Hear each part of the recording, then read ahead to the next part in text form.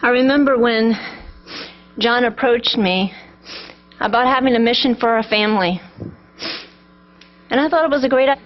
But we prayed about it, and we both had no doubt in our mind that he was leading us to AFM, to join the team there, and also onto Papua New Guinea. Now, we heard that Papua New Guinea was very remote where we were going to go. But we hear a lot of things and read a lot of things, but until you actually do it, you don't realize what it's all about. We got on the plane, and we started flying. And it was the longest flight that I've ever taken. We got to Port Moresby, the capital of Papua New Guinea, and we flew into Wewak, the town, where we would be returning to get supplies every 3 months. We rode a truck overnight to the highest point of the river to catch our motor canoe. We continued on for 13 hours by motor canoe to our new home, May River Station, Mission Station. It was hard for me to leave my family, home and friends, but as a good wife, I followed my husband's vision and dream. And we got there to May River. It was better than what I expected. I thought I was going to live in a bush hut. And that would have been okay. I would have gotten used to that. But it was a nice mission home that was built by John Kent and Belinda Kent years ago when they were there. We got settled. I learned how to wash clothes in a bucket and hang them on the line to dry. Wasn't too difficult. I learned how to cook new food and have a complete new diet. And even that wasn't bad. There were times that were lonely when John would go to visit different villages. When we first got there, the mission, CPIC mission, had asked him to visit various villages. They wanted to know what was out there, how many Adventists, how many Christians were in each village, or just interests. So right away, John got in a canoe with other church members from May River, and he headed up and down the river. He has documented everything that he saw, everybody he talked to, and he was touched by the people that he met. Word spread quickly that there were missionaries in May River, missionaries that have been prayed for so many years, and they finally have come. People would walk through the jungles to find the new missionary, to find help. It was November 21. It was a beautiful morning. The sun was up. Our mission home overlooked the valleys, the rivers, the hills, and the village below. It was a beautiful place. John woke up before me and had his devotions, and he finished packing his things because he was heading to Alma, our future home, for 2 weeks to start cutting down trees for our mission house. He had hired a man that knew how to cut the trees down with a chainsaw, and his assistant. He had also hired 8 other men from Alma to help out. So that morning he finished packing, and he looked at me and he said, "Honey, there is something different about this trip. Something doesn't seem right." He's never said that before. But we walked down to the river, and it was time to go. We gave our hugs, our I love yous. I had a hard time letting him go. And I remember waving goodbye until I couldn't see him anymore. He was planning to be gone 2 weeks. But Abby, Lissa, and I were surprised a few days later on Friday night when his boatman showed up to come back and get more chainsaw oil that they ran out of. I didn't know what John had down there. in his workshop. But after John left, it was such a lonely feeling. He had gone to many villages before, but it was different. So I told the girls, I said, Abby and Alyssa, this is our opportunity to make cards for your daddy. It was an opportunity for me to write a letter to my husband and just remind him how much I loved him and how much we missed him. He'd only been gone a few days. But I believe that God had that planned out. Amen. I believe He gave us one last opportunity to share that with John. So we did. That Sabbath afternoon probably was one of the most special afternoons we did. The girls made little cards out of construction paper, and they glued and pasted and cut out hearts and wrote, I love you on it. And I had the opportunity to write a letter. We sent it back with the boatman on that Sunday. November 26,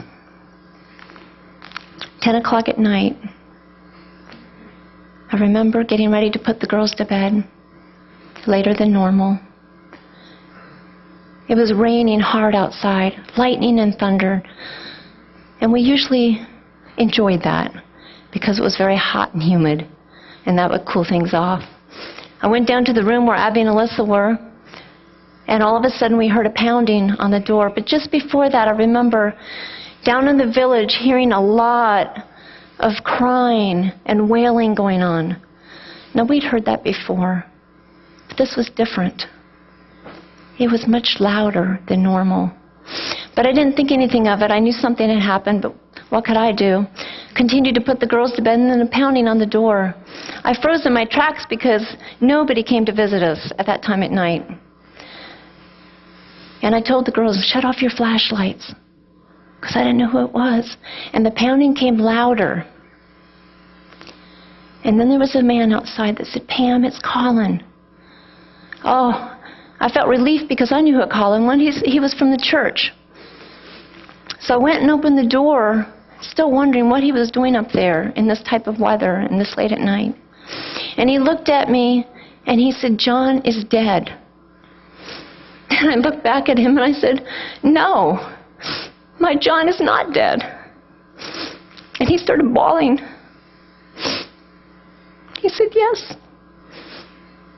your John is dead. The girls and I raced outside down the steps, down in pouring down rain. I didn't know who to turn to. Yes, we had a lovely village, lovely people, but I wasn't that close to them yet. The only person I knew to turn to was the nurse of the village, Takingo.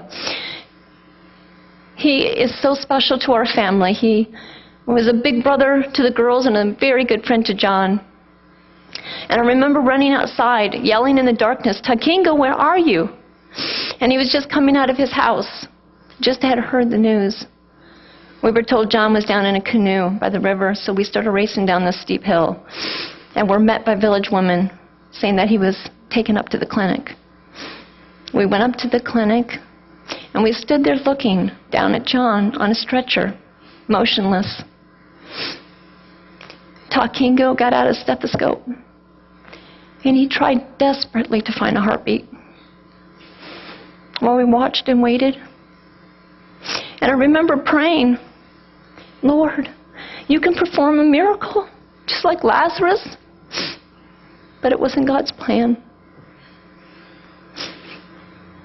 Takingo looked up at me and he said, Pammy, I'm so sorry. I can't do anything.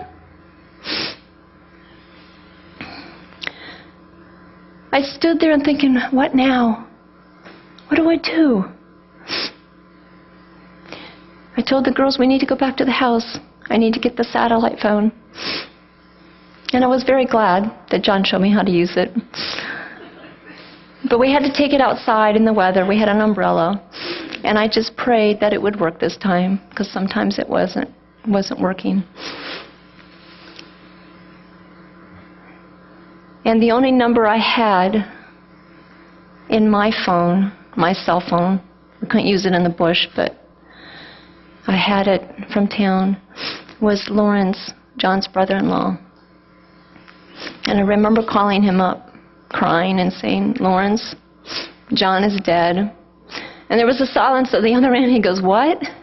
And I said, "John is dead." And I said, "Lawrence, what do I do now? I'm out in this remote area. Nobody to turn to. What do I do?" The only connection was by satellite across the other side of the world. Well, we called back and forth a few times, and there was really nothing more to do until it was daytime in Papua New Guinea on that Tuesday morning. And I remember staying up all night thinking, we're going to be heading out of here. I need to pack something.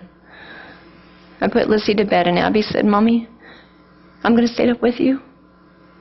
I can't go to sleep. I'm going to stay up with you." And she was a big help.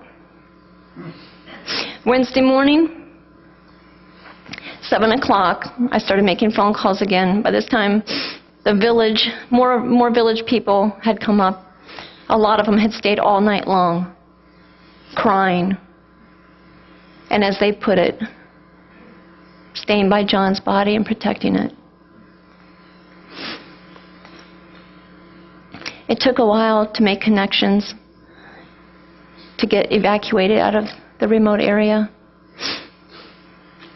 But I remember sitting on the hillside there next to the phone and looking out over the valley, and all of a sudden just breaking down in tears and just crying out to the Lord, "Lord, you've got to help me, because I can't do this on my own." And I've never felt this before, the peace that just flowed through my body from head to toe. And I just sat there thinking, wow, God, you are here. I'm not alone. Amen. You are with me. And as we continued preparing to leave, we worked with Adventist Aviation, which is a wonderful organization over there. They do wonderful work. Roger Millis, who is pilot there, in charge. And I remember calling back and forth to him. He was ready. He had planes on standby, ready to come pick us up, but we had to wait for insurance to get the okay. And we finally had the helicopter come in and take us out to the nearest airstrip that was not flooded at that time of year. But I remember flying away on that helicopter and looking down at the village of people staring up at us with such a hopeless look on their face. Sitting on that hill gave me time to reflect back on the 9 months that we had been there. Everything that John had done, visited all the villages, finding out that they were requesting more missionaries. All the villages wanted a missionary. And John's like, wow, this is a great opportunity. A student missionary program, which was very foreign to Papua New Guinea. He called the union and discussed it with them. And they were thinking about it. We just had a hard time even getting people from there to go to remote areas to help their own people. We heard that there was a school that had closed down because no teachers would come out and teach the children.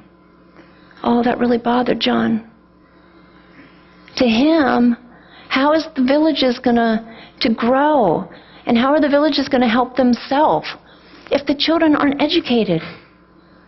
Once they're educated, they can come back and teach their own people, their own children.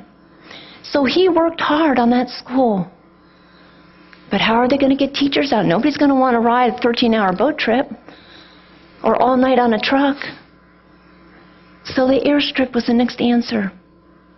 In this one village of Imumbi, the airstrip had been started but not completed. It left the people hopeless again. And John was determined that that airstrip would open. He got Elder Micah from May River to organize a group of men for 3 weeks to clear that strip. And they worked hard because it was going to be their airstrip. And they started believing in themselves because John believed in them. And they could see that John loved the people and he wanted the best for them. And the day came when Roger Millist flew his plane over the village of Imumbi to see if it was okay to land. The people were ready. They had a program prepared. The plane landed. I wasn't there, but I was told the tears that rolled down those people's faces was unreal. They couldn't believe finally help was coming their way. Teachers would come in for their children. Health work would be brought in for their people. There was no clinic there either.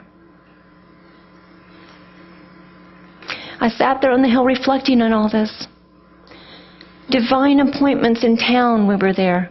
People that John needed to find out. Financial help from the government. Right there when we needed them.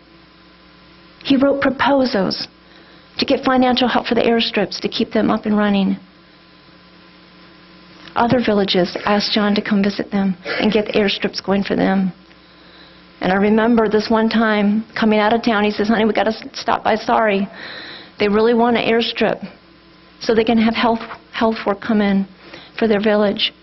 And I was sick with malaria, but I said, honey, we're going to go because it's important. It's important for the people. And the reception that received, it was unreal. These people feel hopeless. Just like when I flew on that helicopter out of there, my heart ached for the people. And I thought, I can't leave here. John has started so much.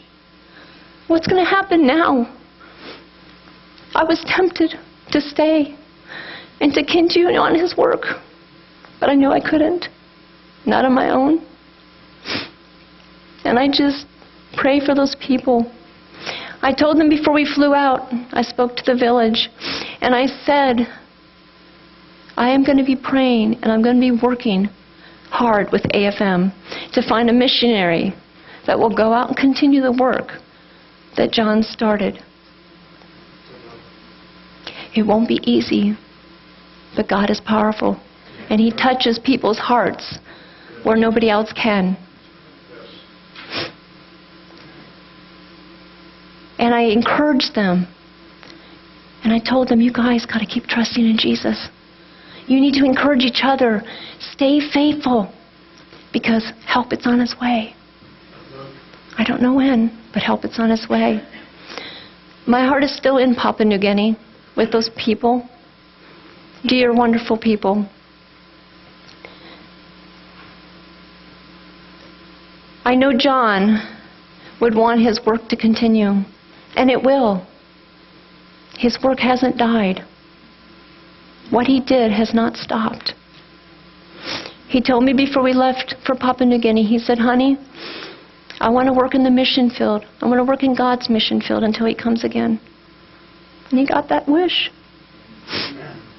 He was working in God's mission field, and the next thing he'll see is Jesus.